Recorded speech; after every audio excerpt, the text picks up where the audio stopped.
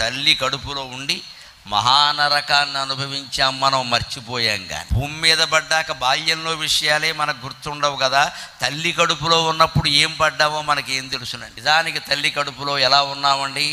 అదేమన్నా ఏసీ హాలా? అక్కడ పట్టుపరుపులు ఏమన్నా ఉన్నాయా? మలమూత్రాల మధ్యలో శయనించున్నావమ్మా, ఉమ్మనీటి మధ్యలో. అప్పుడు జీవికి మనస్సు అనేది ఏర్పడగానే ఏమనుకుంటాడో తెలుసా? ఎంత దరిద్రం, ఎంత దరిద్రం, నా పక్క నుంచే మల ప్రవాహం, మూత్ర ప్రవాహం, రక్త ప్రవాహం, మాంసం, కండరాలు, కొవ్వు, వస అన్నీ ప్రవహిస్తున్నాయి. వీటి మధ్యలో నేను ఉంటానా పోతానా? ఇది కడుపులో ఉండే జీవుడు వేదన. భాగవతంలో పరీక్షిత్తు కథలో బమ్మెరపోతన గారు చెబుతారు. ఇది అందరం పడ్డాం, మనకి తెలియదు అంతే. అదే చెబుతున్నాడు ఇక్కడ. తల్లి కడుపులో మహానరకం అనుభవించే మన వల్ల ఆవిడ అనుభవించింది. ఆవిడేమన్నా సుఖపడిందా? 9 నెలల పాటు మహానరకమే.